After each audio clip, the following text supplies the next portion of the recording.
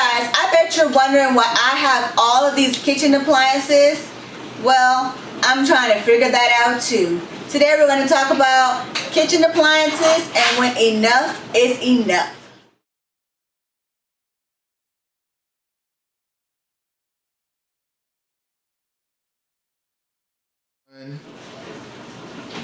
Hey guys, welcome back to another day with Trika.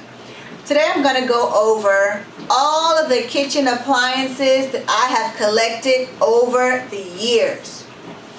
I won't pull out all of them, but I have a lot. And I need to figure out when enough is enough. So I'm doing this video to maybe find out what you guys think about all these kitchen appliances. You can comment and let me know which ones you have. And to find out, is it really necessary to have all of these kitchen appliances? Because some of them I have only used maybe one time, or even I haven't used it at all. But we're not gonna tell anybody that. So to get started, okay, so this is the New Wave 6-quart air fryer. Inside there is a basket when you open it up. And it looks similar to a deep fryer when you think about it, but this thing, it cooks with air when you think about it. There's no grease in here. You don't have to use it and it stays clean. You don't have to put grease in here. Only thing I do is spray the wire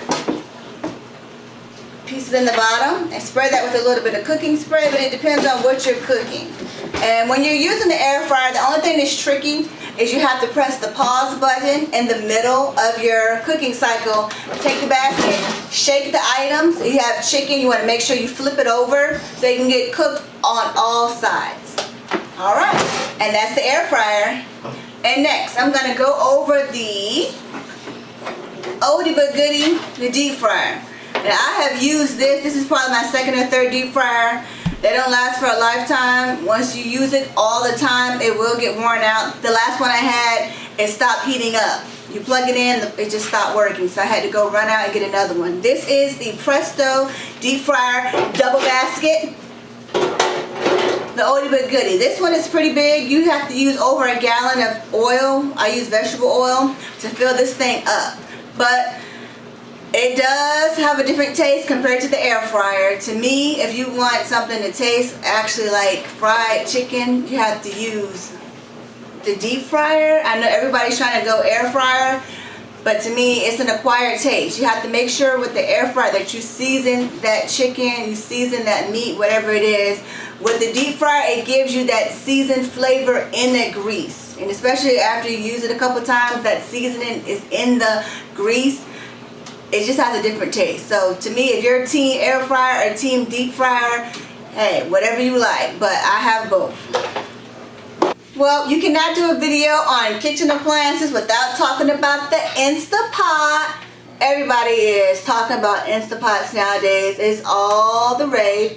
And it is comparable to the slow cooker. I also have a slow cooker, but the Instapot is supposed to be for those moments where you need something quick, pressure cooked fast, and on the go.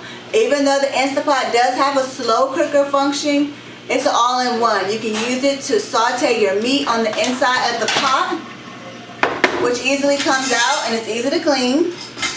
You can saute the meat in here, drain off the juice if you're doing like ground beef, and cook everything inside in one pot. So that means less dishes, easy cleanup. And it has a lot of buttons on the front here for beef stew, cakes, eggs, saute, manual mode. And I haven't used it to do any eggs or cakes, but I have used it to make chili, beef stew, chicken fajitas. We've used it to make a few things, and it always comes out good. So one thing about the Instapot, it won't let you down. And next, this is an omelet maker. We had to pull this deep down out of the cabinet.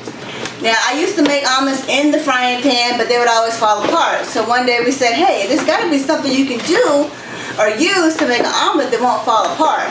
Well, this is the solution that I found. I believe I ordered this off Amazon, the Holstein omelet maker. The only thing about this omelet maker is that it takes about 10 minutes for each cycle, and you will make 2 omelets. So you pour your egg mixture with all your peppers and onions and tomatoes or whatever else you have. Your seasoning, you spray this down first on the inside, spray the top and the bottom.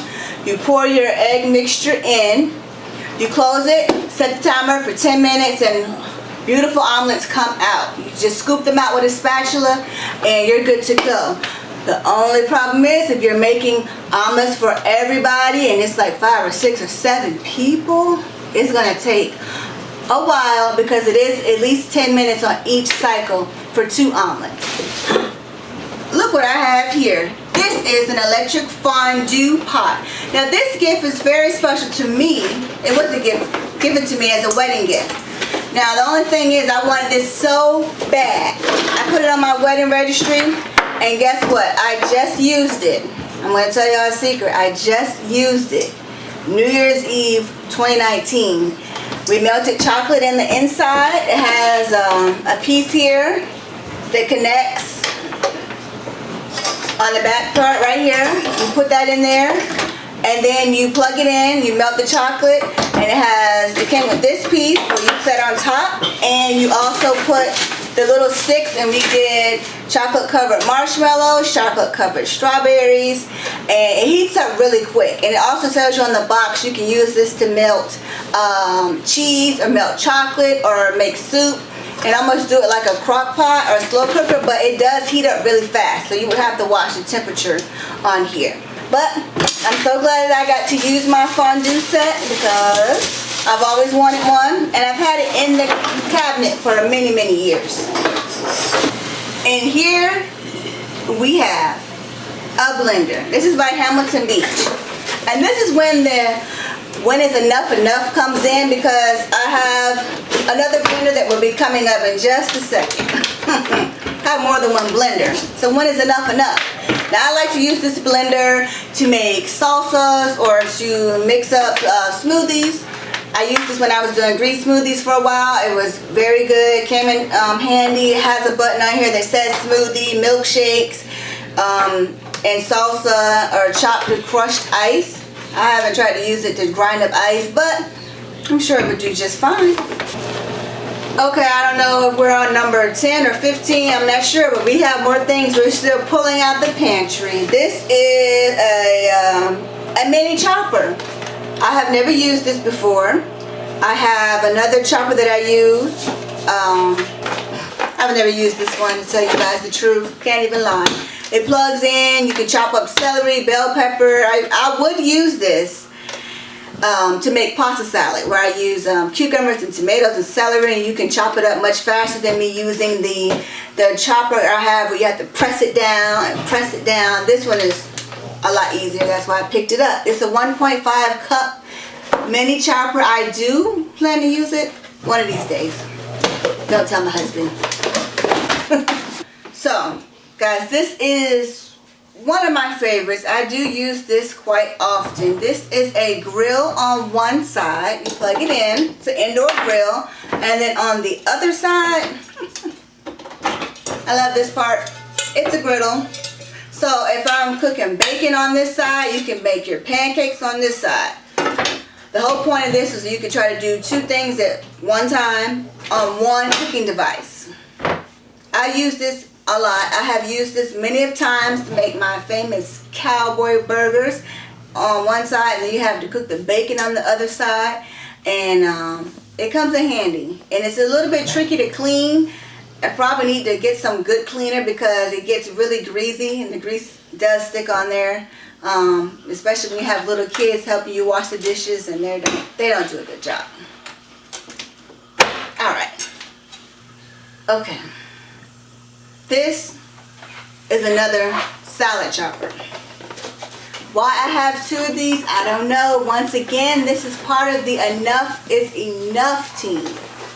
How many kitchen appliances do you need? Except for this one does not plug in. I saw this advertised one time, I think, on Facebook, and then I looked it up and went and ordered it from Amazon. And this is a salad cutter bowl, and you can use it for salads, fruit salads, vegetable salads, and it's really good because you're supposed to be able to put the ingredients in here, and then you take your knife and you slice it through the lines. You take your knife and slice it through the lines. And then you can shake it, twist it, and it's supposed to come out and look like the picture of the beautiful chopped salad. Once again, I have not used that. Maybe one time. Well, the kitchen appliances just keep coming and coming. This one is a Hamilton Beach classic hand mixer. Now, if you bake cookies, make cakes, of course you need a mixer. This is a hand mixer. Still wrapped in the plastic, still looking brand new. I don't know if it's a kitchen appliance addiction. Maybe I need to go to a support group. Or maybe I just need to stop picking up more kitchen appliances. If you see something on sale, like, oh, do I need it? Maybe not. But I have used this one time to bake some cookies. Okay, this is a food processor. I've used this one time, maybe twice, to make chicken salad is what I used it for. It's very large. If I can even get it out of the box. Oh man, this thing here. Now I want to say I got this for a Mother's Day gift one year. I wanted to get a food processor. I got the hand mixer. I'm talking about, oh, let me get a crock pot, everything. With this food processor, I use it to chop up everything in one place. If I'm making like a chicken salad, you put the chicken breast after you've cooked them, you put your celery, your onion, whatever other ingredients you have, you chop it up really good. Make sure you don't process it too long because it can turn into mush, which is good if you're trying to make baby food or food for someone elderly that doesn't have any teeth and you want to make sure it's very mashed up for them. Food processor can come in handy for chopping up things that you don't want to chop by hand or with one of those other chopping devices I have. Alright. And it also came with extra blade. It has a blade here and it had another blade in the box that looks like this. So, that's it for that. Okay, I think I'm on number 10 or 12 or 15 when it comes to these kitchen appliances, but this is a good old handy dandy slow cooker. Can't go wrong with a slow cooker if you want to get fancy and use the Instant Pot nowadays, but I have one of those too. The slow cooker, I like this one a lot because it does come out, which makes for easy cleanup. I also use the Reynolds slow cooker bags that I insert and put inside of the slow cooker when I make chili and white chicken chili, regular chili, make beef stew, chicken tortilla soup, anything that you're making in the crock pot. This way it has easy cleanup. You pull the bag out, throw it away, and this way you can pull the whole pot out. You don't have to hold your crock pot over the sink and try to clean it out and try to not get the cord wet. Now I didn't pull out all of my slow cookers. I have maybe 4 or 5 slow cookers in different sizes, and I do have one that is in a carrying bag, and I got that from Amazon. You put the slow cooker in the bag, you zip it up, and you take it wherever you need to go. If you're going to a party, a Super Bowl party, or a potluck at work, it's easy to carry around. Up next is the Chop Wizard. I use this to chop up everything. Those other choppers, I haven't used them, and I've had them for some years, so I don't know about that. But this is one of those as seen on TV chopper machines, and I want to say I got this one from JCPenney's or somewhere like that where they had it on sale. And it has 2 different attachments for the chopper. They have the larger holes here, and then these are the smaller holes, and it has the measurements on the side, so when you're chopping up your vegetables or fruits into small pieces, it's easier. But the only thing about this is when it comes to cleaning it out, it came with a little comb, and you have to clean in between these little grid lines here and get those cleaned out, or the vegetables and stuff will get stuck and hard in here. So you have to soak and clean this out immediately after you use it, because trust me, if you let it sit, it won't be pretty. Alright, this one is for all the bakers out there who like to make cakes and cookies and pies. This is a Hamilton Beach stand hand mixer. And I know I've used this maybe one time to make a red velvet cake from scratch, which was a lot of work. But I did have this handy dandy hand mixer. And the attachment goes on here. So this is the much cheaper version of the KitchenAid brand, but it does the same job. And it came with 2 sets of attachments, just like all my other mixers did. One for a cake, one for cookies. And this one, it works good. I know I've used it a couple times. Oh boy. And it has the 2 different attachments, one for the cookies and one for cake batter. Alright. Well, it's time to make waffles. I have this waffle maker, and I've had it probably since 2006. Used it maybe a few times to make waffles with biscuit batter mix or Aunt Jemima batter mix. Only thing about it is that it doesn't have an on or off button. You plug it in and it heats up, and then the button will light up for the power, and then it'll light up when it's ready. And that's about it. You have to watch it or know exactly how many minutes you want to cook your waffles in this waffle maker. Now the question about when enough is enough comes back into play here, because I do still want to get a Belgian waffle maker, you know, the kind that you flip and you flip it back, like the kind they have at the hotel when you get that free continental breakfast. I do still want to get a Belgian waffle maker, but when is enough enough? How many waffles am I really going to make? Who's ready to make smoothies? Well, if you had a Ninja blender, you could. Alright, so this is the second blender on the list that we've pulled out of the pantry. This one has more gadgets. It has more attachments than the other one. It has the pump to lock out the oxygen when you make the smoothie to get those bubbles out. That does come in handy. Now we've used this a few times to make smoothies. I'm trying to pull all the pieces out. This is one of the attachments for the Ninja. Now my husband said, what's a good blender to get? Oh, let's get the Ninja. Everybody talks about the Ninja. Ninja has came out with so many different products. They even have their own version of the Instapot. They have coffee makers, different blenders. Ninja is all over the place. And then this came with lots of accessories. I want to say we got this from maybe Amazon or Walmart. I know they have them at all locations. And it also came with the piece for the oxygen. This right here, the fresh vat, where you put it on top after you make your smoothie, and you press the button and the thing sucks the air out of the smoothie so it doesn't have those bubbles in there. Okay, I think I've pulled out enough kitchen appliances. I'm sure there are plenty of people out there who have more appliances than me, but I have been collecting these appliances probably since about 2006.